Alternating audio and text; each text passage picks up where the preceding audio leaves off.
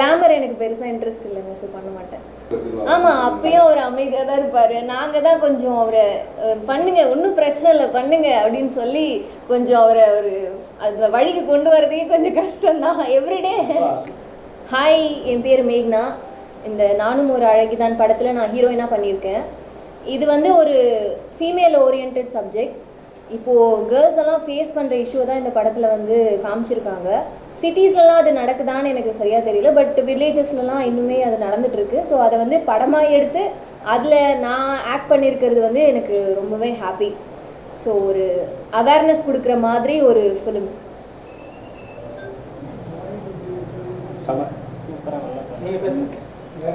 Hi, என் பேர் ராஜதுரை. நான் வந்து வில்லன் ரோல் பண்ணியிருக்கேன். படத்தில் வந்து துரப்பாணின்னு ஒரு கேரக்டர். இது வந்து ஒரு பெண்மை போற்றும் கதை. மேடம் சொன்ன மாதிரி தான் எல்லாமே ஃபுல் அண்ட் ஃபுல்லு ஒரு பெண்ணோட ஸ்டோரி. பெண்ணை வந்து என்னெல்லாம் வந்து எதிர்க்காங்க, அவங்க வந்து எப்படிலாம் வந்து இந்த சமுதாயம் பார்க்குறது வைக்குது, அதுக்கு ஆப்போசிட்டான ஒரு கதை தான். ஒரு பெண் வந்து இப்படியும் இருக்கலாம் அப்படின்னு ஒரு சொல்கிற ஒரு நல்ல கதை. ஒரு ஃபெமினிசம் மாதிரியான மூவியா இல்ல அந்த மாதிரி ஏதாவது இருக்கா?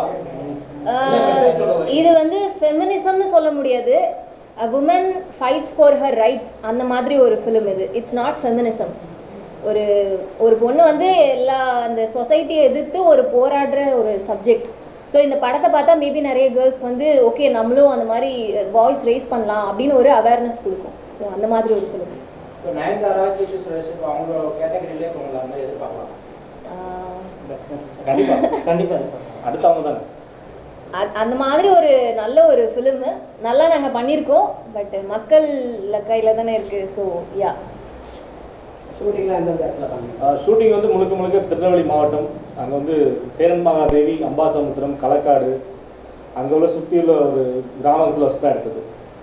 ஃபுல் அண்ட் ஃபுல் வந்து என்ன சொல்ல, எங்கள் ஒரு ஊர் சொந்த ஊரில் வச்சு எடுத்த படம். சொந்த மக்களை வச்சு ஒரு நடித்த படம்.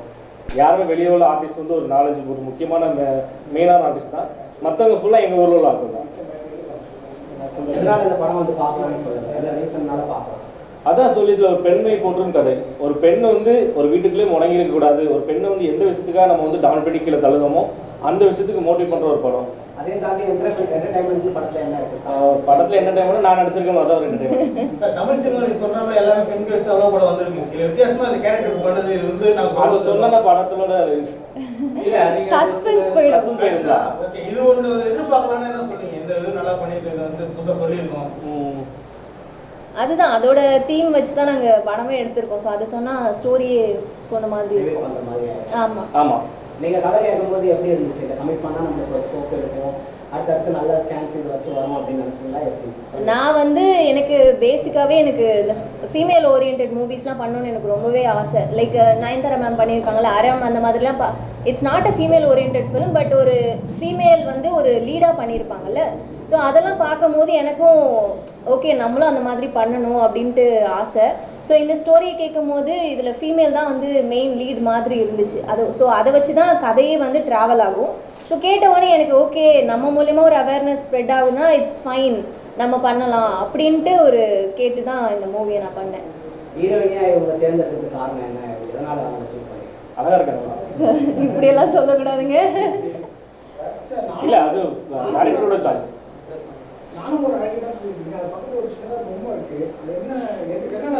இல்லை, அவங்களே தன்னைத்தானே செதுக்கிறாங்க.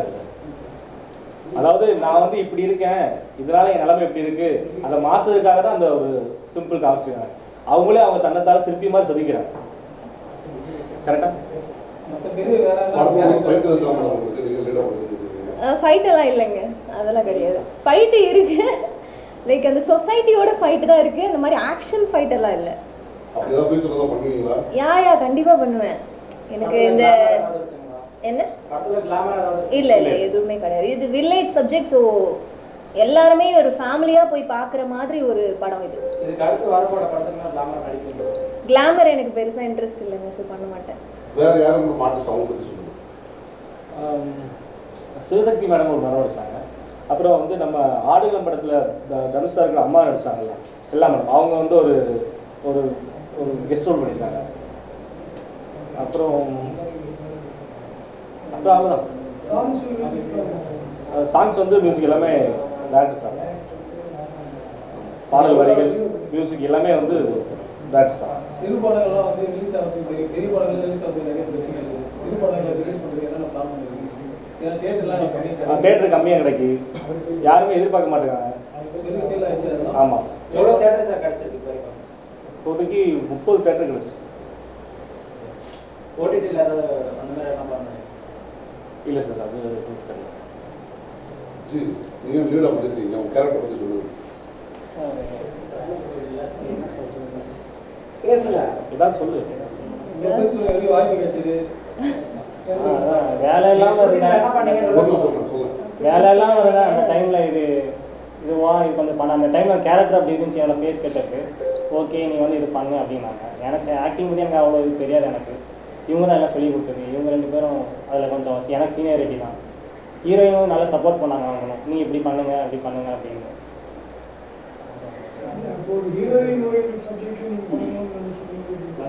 என்னங்க சார்?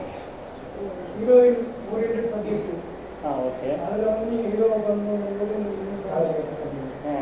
ஐ மீன் ஐடியாவே இல்லை, நடிக்க கூப்பிட்றாங்க. ஓகே கேரக்டராக போட்டாங்க. ஓகே நடிக்கணும், ஒரு இம்பார்ட்டன்ட் பர்சன் கூப்பிட்டாங்க, அவங்களுக்காக எல்லாம் பண்ணணும் அப்படின்னு.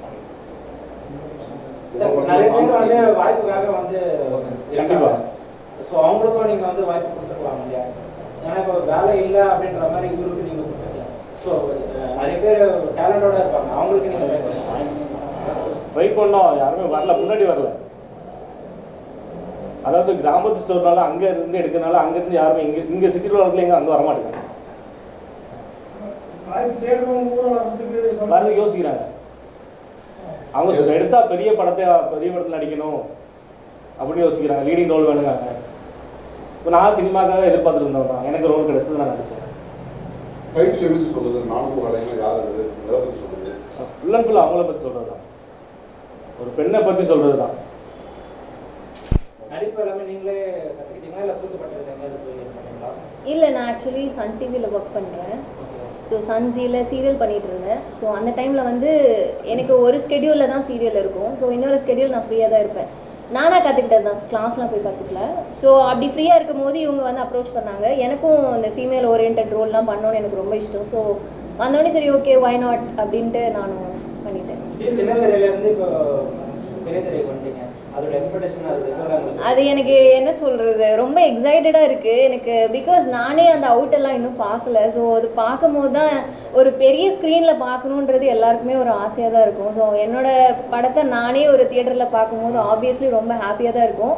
பட் வெரி எக்ஸைட்டடாக இருக்குது, கொஞ்சம் நர்வஸாகவும் இருக்குது. எப்படி வந்திருக்கும் ஸ்க்ரீனில், பிகாஸ் நம்ம நடிக்கிறது ஒன்று இருக்கும், நம்ம அவுட்புட்டாக பார்க்கும்போது வேறு மாதிரி இருக்கும். ஸோ நான் அதை பார்க்குறதுக்கு கொஞ்சம் எக்ஸைட்டடாக இருக்குது, நர்வஸாகவும் இருக்குது, என்ன எப்படி வந்திருக்கோம் அப்படின்ட்டு. பெரிய ஆக்ட்ரஸ் கூட நடிக்கணும்னா யார் கூட நடிக்கணும்?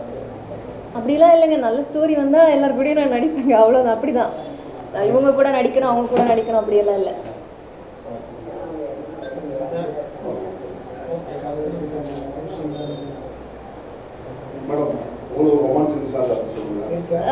ரொமான்ஸ் சீன்ஸ்லாம் பெருசாக இல்லைங்க, இது வில்லேஜ் சப்ஜெக்ட்னு சொன்னால. ஸோ ரொம்பவே ஃபேமிலி ஓரியன்டாக பார்க்குற மாதிரி தான் இருக்கும். ரொமான்ஸ் எல்லாம் இருக்காது. நார்மலாக ஒரு பொண்ணு இந்த ஸ்கூல் லவ்லாம் இருக்கும்ல, ஸோ எப்படி இருப்பாங்க நார்மலாக பக்கத்தில் உட்காந்து பேசுவாங்க, எப்படி தான் அந்த மாதிரி ஒரு சிம்பிளான ரொமான்ஸ் தான் இருக்குமே தவிர ரொம்ப ரொமான்ஸ் இதெல்லாம் எக்ஸ்பெக்ட் பண்ண முடியாது. ஒரு டீசெண்டாக இருக்கும். ஆமாம், அப்பயும் ஒரு அமைதியாக தான் இருப்பார். நாங்கள் தான் கொஞ்சம் அவரை பண்ணுங்க ஒன்றும் பிரச்சனை இல்லை பண்ணுங்க அப்படின்னு சொல்லி கொஞ்சம் அவரை ஒரு அது வழிக்கு கொண்டு வரதுக்கே கொஞ்சம் கஷ்டம் தான். எவ்ரிடே நிறைய ஏச்சு இருக்காங்க, மகிழ் திட்டு அழுக இல்லை ஷூட்டிங் ஸ்பாட்ல. படத்தோட மியூசிக் டைரக்டர் பற்றி சொல்லுங்கள், பாடல் பற்றி சொல்லுங்கள். சார் டைரக்டர் தான் மியூசிக் டைரக்டர். ஓகே, ஆமாம், பாடல் தான் 3 பாடல் வந்திருக்கு. ஃபஸ்ட்டு வந்து விட்டு கொடுப்பதனால் கெட்டு போகுது ஒரு சமுதாயத்தை மோட்டிவ் பண்ணுற ஒரு பாட்டு ஒன்று. அப்புறம் வந்து கருவறை தெய்வமானு சொல்லிட்டு ஒரு சோகமான பாட்டு ஒன்று, நல்லா இருக்கும் அந்த பாட்டு. இன்னொரு பாட்டு வந்து 2 பாட்டு ஞாபகம், இன்னொரு பாட்டு சாரி ஞாபகம். சின்ன திரையிலேருந்து இப்போ பெரிய திரைவாடிங்க, இப்போ பெரிய திரையிலே இது பண்ணுற மாதிரி ரொம்ப சின்ன திரையில பண்ணிட்டு நான் எனக்கு என்ன சொல்கிறது, இப்போ நான் சீரியல் வந்து என்னோடய ஸ்டேபிளாக இப்போ நான் பண்ணிகிட்டே இருக்கிறது. யா சீரியல்ன்றது வந்து நான் ஸ்டேபிளாக எவ்ரிடே பண்ணுறது. ஸோ அதை தாண்டி மூவிஸ் எனக்கு கண்டினியூஸாக ஆப்பர்ச்சுனிட்டி வந்தால் அதுக்கு போயிடுவேன். இல்லை அந்த 15 டேஸ்லேயே வந்து நான் 15 டேஸ் தான் பண்ணுறேன் சீரியல். ஸோ அந்த 15 டேஸ் வந்து ஃப்ரீயாக இருக்குது. அந்த கேப்பில் மூவிஸ் வந்தால் அதுவும் பண்ணுவேன். பிகாஸ் அவங்க அட்ஜஸ்ட் பண்ணிப்பாங்க. இந்த மாதிரி எனக்கு இந்த கமிட்மெண்ட் இருக்குது அப்படின்னு சொன்னால் அதில் அட்ஜஸ்ட் டேட்லாம் ப்ராப்ளம் வராது. அப்படி ப்ராப்ளம் வந்து நல்ல ஸ்கிரிப்ட் வந்ததுன்னா மூவி ஆப்வியஸ்லி நான் போயிடுவேன்.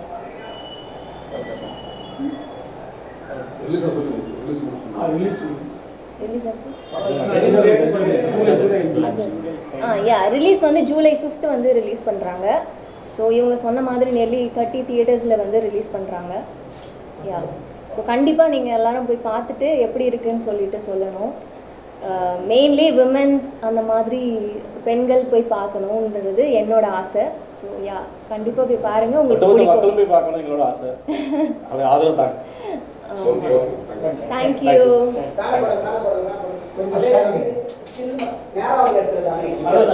இந்த வீடியோ உங்களுக்கு பிடிச்சிருந்ததுன்னா மறக்காம லைக் பண்ணுங்க, ஷேர் பண்ணுங்க, காமெண்ட் பண்ணுங்க. அப்படியே ஃபன் நட் சேனலை சப்ஸ்கிரைப் பண்ணி பெல் ஐக்கன்ல இருக்கிற ஆல் பட்டனையும் கிளிக் பண்ணி வச்சுக்கோங்க. அப்பதான் நாங்க போடுற அப்டேட்ஸ் உடனுக்குடனே உங்களை வந்து சேரும்.